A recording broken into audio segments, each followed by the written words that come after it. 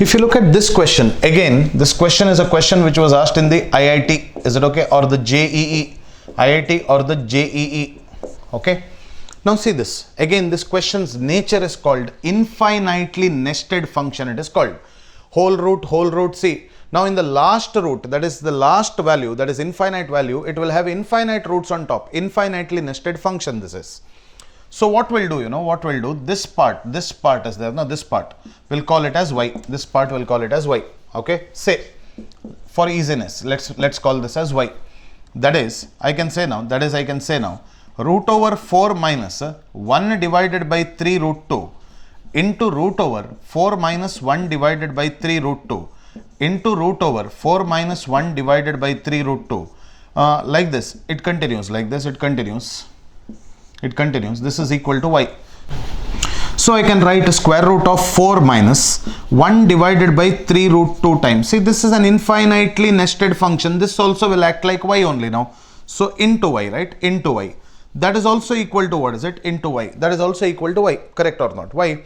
This is infinitely nested function. From there, if we subtract, if we take out one value also, nature of y, infinity minus 1 is infinity only, right? So this part also will remain as y only. So what do? We will square on both sides. When we square on both sides, what do we get? We get 4 minus 1 divided by 3 root 2y.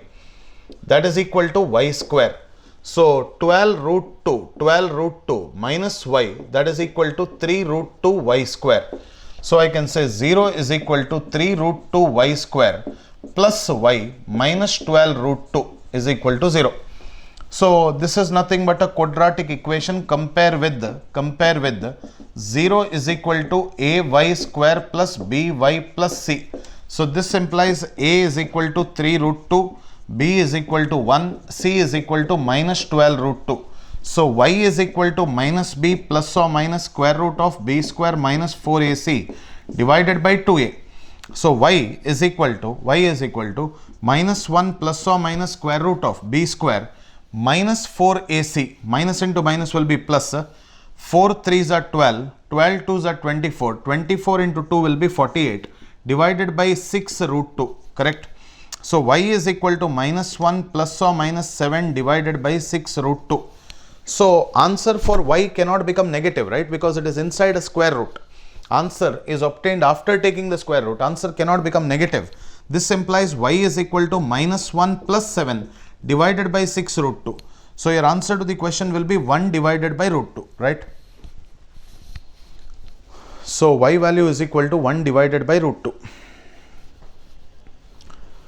If you take y is equal to 1 by root 2 now, so I can say here, I'll substitute here 6 plus log to the base 3 by 2 of 1 divided by 3 root 2 multiply by 1 by root 2. 49, 6 plus 1, 7. So negative value cannot be the case. Minus 1 plus 7 will be equal to minus b plus or minus root of b square minus 4ac by 2a.